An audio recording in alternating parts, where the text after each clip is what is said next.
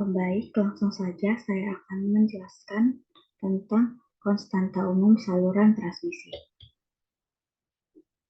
Konstanta umum saluran transmisi adalah parameter atau konstanta yang digunakan dalam analisis dan perencanaan sistem transmisi, terutama dalam konteks transmisi listrik, elektronik, atau optik. Konstanta ini memberikan pemahaman tentang karakteristik dan perilaku saluran transmisi dan digunakan dalam model matematis yang menggambarkan interaksi antara sinyal atau daya dengan saluran tersebut. Untuk menentukan nilai konstanta umum dalam suatu rangkaian atau saluran transmisi, kita seringkali harus mengandalkan data pengukuran seperti tegangan, arus, dan resistansi. Pengukuran ini digunakan untuk memecahkan rumus-rumus yang menggambarkan hubungan antara elemen-elemen dalam rangkaian. 1. Rangkaian kutub 4. Dalam banyak keperluan di dalam teknik transmisi daya listrik, misalnya diagram-diagram lingkaran, perencanaan saluran transmisi, dan lain-lain, seringkali perlu menyatakan konstanta saluran transmisi ke dalam konstanta umum saluran. Karena saluran transmisi tersebut selalu dapat digambarkan sebagai kotak dengan 2 jepitan masuk dan 2 jepitan keluar. Dan karena memenuhi persyaratan dari kutub 4, maka 5 saluran transmisi dapat dilayani sebagai kutub 4. Suatu rangkaian listrik yang pasif, linier, dan bilateral selalu dapat dipresentasikan sebagai kutub 4. Pasif berarti tidak ada sumber, linier berarti impedansinya tidak tergantung dari besar arus, dan bilateral berarti impedansi sama dilihat dari kedua pihak atau tidak tergantung dari satu arah. Pada hakikatnya saluran transmisi itu tidak linear karena bagaimanapun juga impedansinya tergantung dari temperatur, jadi tergantung dari arus. Tetapi karena di dalam perhitungan kita selalu menentukan temperatur kerja tertentu, maka pada temperatur ini konstanta kawat adalah konstan.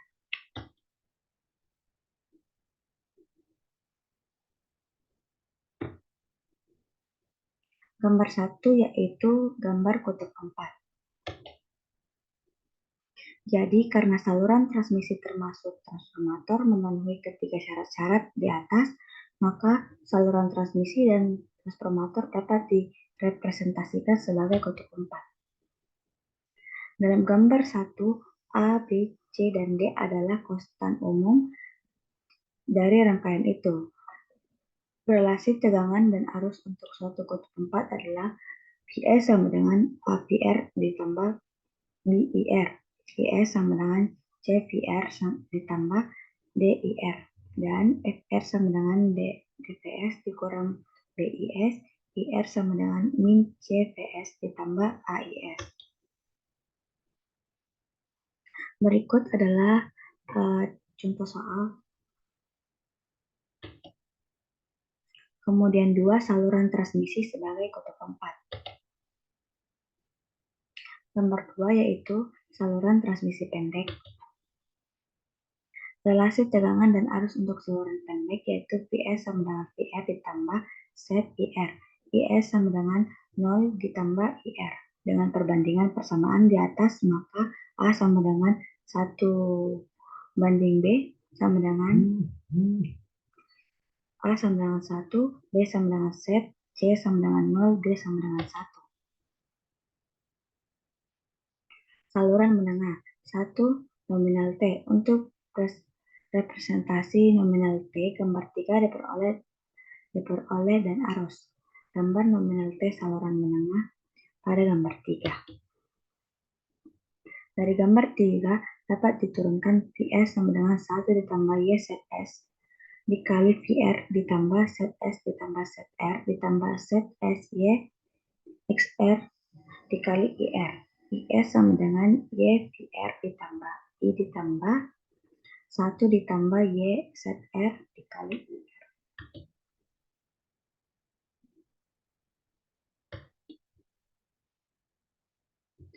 Kemudian 2 nominal T. Untuk representasi nominal T, gambar 4 diperoleh relasi tegangan dan arus. Gambar 4 yaitu gambar nominal Pi saluran menengah. Dari gambar 4 dapat diturunkan PS sama dengan I ditambah YR Z dikali VR ditambah ZIR.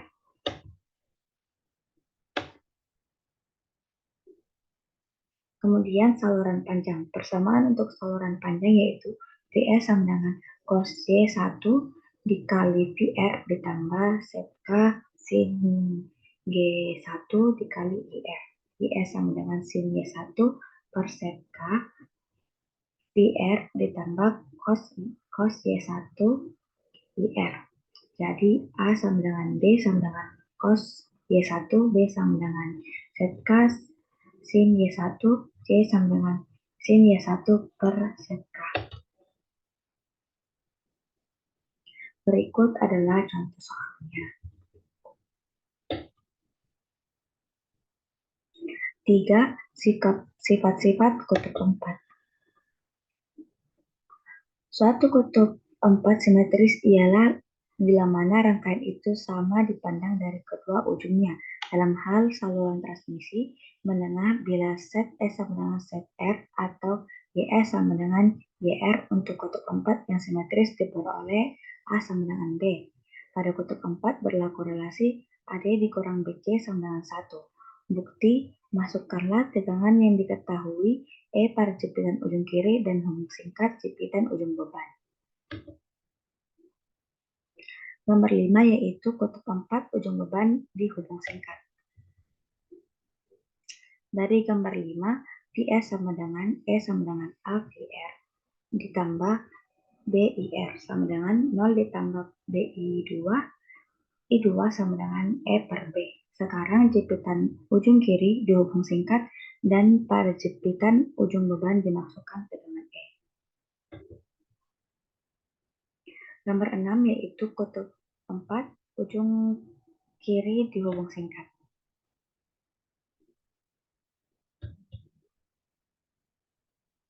Berikut yaitu contoh soal. Kemudian 4, dua kutub 4 dalam seri dan paralel. Gambar 7 yaitu hubung seri dua buah kutub 4.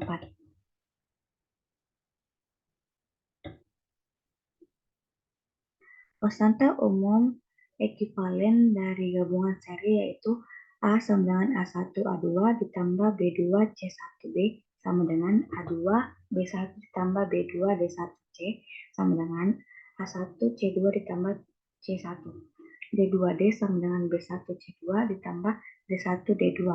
Akan dibuktikan AD dikurang BC sama dengan 1 bila A1 D1 dikurang B2C1 sama dengan 1A2 D2 dikurang B2 C2 sama dengan 1.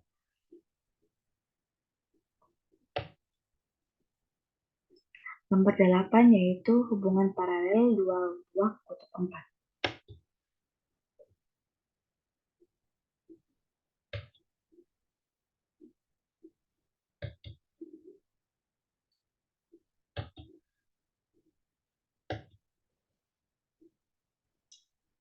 Berikut yaitu contoh soalnya.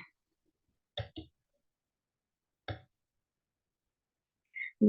Menentukan konstanta umum ABCD dengan pengukuran. Misalnya, ZSO impedansi ujung kiri dengan ujung beban terbuka, ZSS impedansi ujung kiri dengan ujung beban hubung singkat, ZRO sama dengan impedansi ujung kiri dengan ujung kiri terbuka, ZRS impedansi ujung kiri dengan ujung kiri hubung singkat. FE sama dengan AVR sama dengan ditambah BIR, IS sama dengan CVR ditambah DIR. Berikut yaitu contoh soalnya.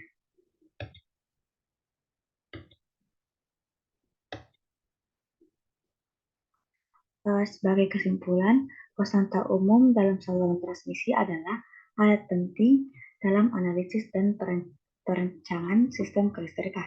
Mereka membantu dalam pemahaman sikap-sikap rangkaian dan dapat digunakan untuk memecahkan masalah dan memprediksi perilaku saluran dalam berbagai situasi.